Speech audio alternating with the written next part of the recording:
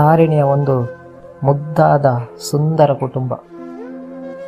ವರುಣ್ ಕಾಲೇಜಿಗೆ ರಜೆ ಬಂತಂದರೆ ತಿರುಗಾಡ್ಲಿಕ್ಕೆ ಹೋಗ್ತಾ ಇದ್ದ. ಹಾಗೆಯೇ ಒಂದು ದಿನ ಪ್ಲಾನ್ ಮಾಡಿ 3 ದಿನದ ಮಟ್ಟಿಗೆ ಗೋವಾಕ್ಕೆ ಹೋಗಲು ರೆಡಿಯಾದರು.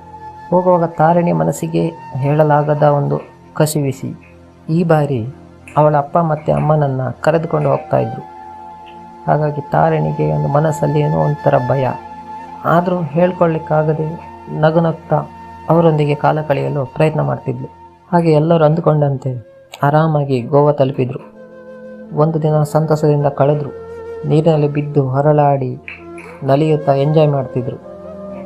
ಹಾಗೆ 2 ದಿನ ಹಗಲೆಲ್ಲ ಊರೆಲ್ಲ ಸುತ್ತಿ ಸಂಜೆಯ ಸಮಯ ಸಮುದ್ರ ತೀರಕ್ಕೆ ಬಂದರು. ಹಿಂದಿನ ದಿನಕ್ಕಿಂತ ಆ ದಿನ ಮಾತ್ರ ನೀರಿನ ಮಟ್ಟ ಮತ್ತು ರಭಸ ತುಂಬ ಜಾಸ್ತಿ ಇತ್ತು. ವರುಣ್ಗೆ ತಾರಿಣಿ ಹೇಳಿದರು. ಆದರೂ ಸಹ ವರುಣ್ ತಾರಿಣಿ ಮಾತಿಗೆ ಬೆಲೆನೇ ಕೊಡಲಿಲ್ಲ.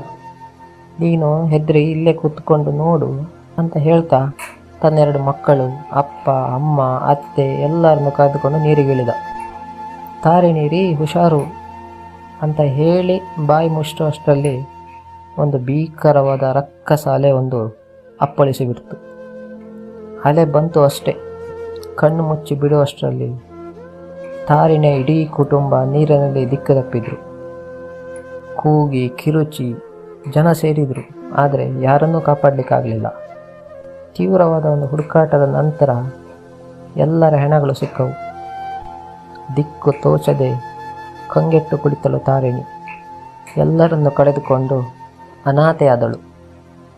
ಅದ್ಯಾರ ಕಣ್ಣು ಈ ಸುಂದರ ಸಂಸಾರದ ಮೇಲೆ ಬಿತ್ತೋ ಗೊತ್ತೇ ಆಗಲಿಲ್ಲ.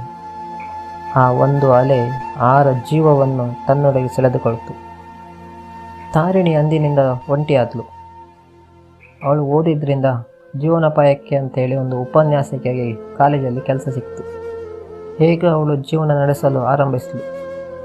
ಕಾಲೇಜಿಗೆ ರಜೆ ಬಂತೆಂದರೆ ಅವಳ ಹಳೆಯ ನೆನಪುಗಳನ್ನು, ಆ ಹಳೆಯ ದಿನಗಳನ್ನು ನೆನಪಿಸಿಕೊಂಡು ಆ ವಿಧಿಯ ಬರಹಕ್ಕೆ ಒಂದು ಶಪಿಸ್ತಾ ಕಾಲ ಕಳೀತಾ ಇದ್ಳು. ಸುಮಾರು ಒಂದು 6 ತಿಂಗಳ ನಂತರ ಅವಳಿಗೆ ಮಣಿಪಾಲಕ್ಕೆ ವರ್ಗಾವಣೆ ಆಯಿತು.